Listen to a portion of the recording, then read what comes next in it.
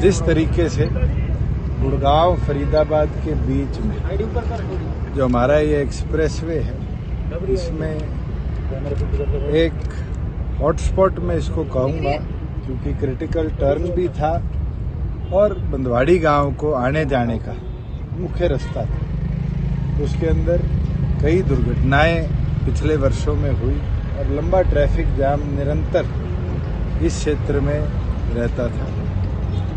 बधाई दूंगा डिपार्टमेंट के लोगों को कि एक साल जिसमें कोविड का भी असर रहा, 6 महीने कोई कार्य नहीं रहा, वहाँ जो प्रोजेक्ट 24 महीने में कंप्लीट होना था उसको कोविड के बावजूद भी 21 महीने में कंप्लीट कर दिखाया। इसके लिए एक एक अधिकारी और बधाई के पात्र है कि इनकी मेहनत से मुझे लगता है कि फरीदाबाद गुड़गांव के बीच का ये मुख्य जंक्शन आज स्टॉप फ्री बना है।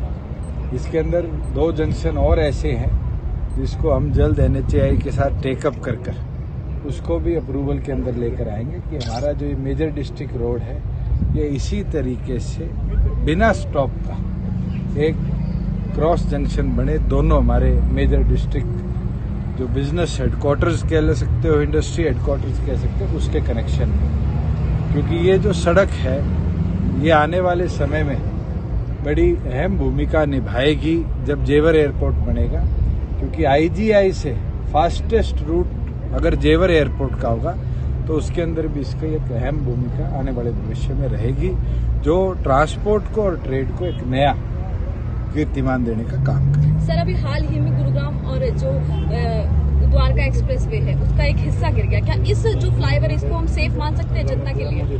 देखिए, अगर पूरी टेस्टिंग हुई है और एक्सपीरियंस्ड अधिकारियों की लगन के साथ ही कंप्लीट, जो आप बात कर रहे हैं द्वारका एक्सप्रेसवे, वो अंडर कंस्ट्रक्शन था।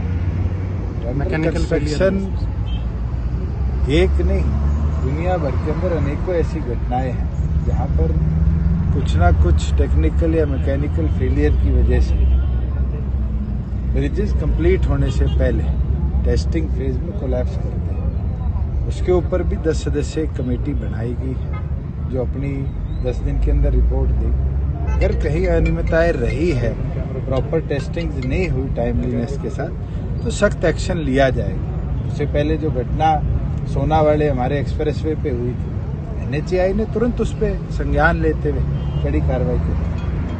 सर, कल हिसार में आपका कार्यक्रम था, किसानों ने वहाँ पे जो है विरोध किया और सैकड़ों की, मैं तो आपके सामने खड़ा हूँ, कोई विरोध है सर? यहाँ हिसार में था। मैं तो एक चीज जरूर बता सकता हूँ, पीसफुल प्रोटेस्ट करना सबका अधिकार है। कॉन्फ्रंट्रेशन हम नहीं चाहते। हमारा लक्ष्य है किसान को उसकी फसल का उचित दाम तय समय पे दिया जाए, वो भी उसके खाते में। और पहली बार है कि हमारे इस निर्णय की वजह से जो सरसों MSP से 300-400 रुपये 4600 से नीचे बिकती थी, पहली बार ऐसा सामने आया कि एक दाना भी सरकारी खरीद के लिए किसान नहीं ला रहा, क्योंकि आज मार्केट रेट डायरेक्ट सेलिंग का 5200, 5300, कई जगह तो 5400 तक टच करा। गेहूं की कल से खरीद शुरू हुई थी। हमारे पास लगभग 13 मंडियों के अंदर गेहूं का आह्वान आया। बाकायदा एक एक फार्मर की गेहूं को सरकार ने जैसे जैसे उसका नंबर आया खरीदा।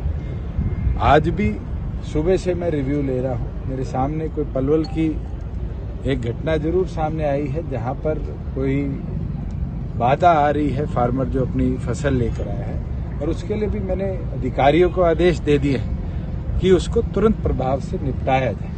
अगर किसी तरीके की भी कोताही अगर कोई अधिकारी प्रोक्योरमेंट प्रोसेस में बरते तो उसके खिलाफ सख्त से सख्त कार्रवाई हम करेंगे। हमारी प्राथमिकता है कि जो रजिस्टर्ड फार्मर है उसको जिस दिन बुलाया गया, अगर वो अपनी फसल लेकर आता है तो उसको तुरंत खरीदा जाए। और इसके लिए हमने ऑप्शन भी दिया है कि 50% सरकार बुलाएगी किसानों को, 20% किसान जिनकी फसल पक चुकी है और वो चाहते हैं कि उनकी डेटेड अराइवल से पहले सरकार उनकी खरीदे, वो अपने आप को रजिस्टर करा सकते हैं। 24 आवर्स में उनको भी टोकन दिया जाएगा।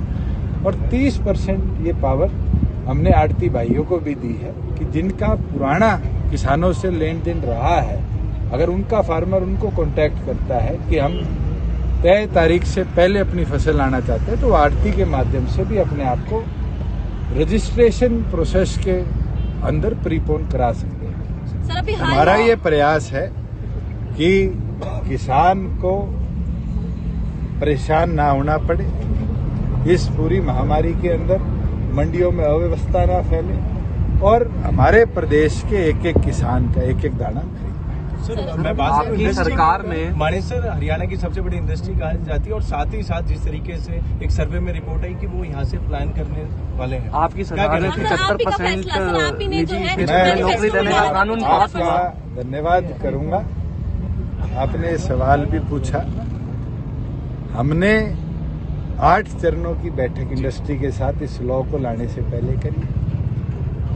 लिखित तौर पे भी इंडस्ट्री से सुझाव मांगे हैं और अभी सप्ताह पहले तमाम इंडस्ट्रियल एसोसिएशन, तमाम हरियाणा में इस्टेब्लिश्ड बड़ी इंडस्ट्री के साथ हमने बैठक भी करी है और साझा करते हुए खुशी होती है। जहां आप खड़े हो यहाँ से 5 किलोमीटर दूर एस्कॉर्ट्स करके एक बहुत बड़ी ऑटोमोटिव मैन्युफैक्चरिंग कंपनी है, उनके जो चेयरमैन है निखिल नंदा जी, उनने भी भरी मीटिंग में ये कहा कि आज की ये डिमांड थी कि ऐसा एक्ट प्रदेश में आए।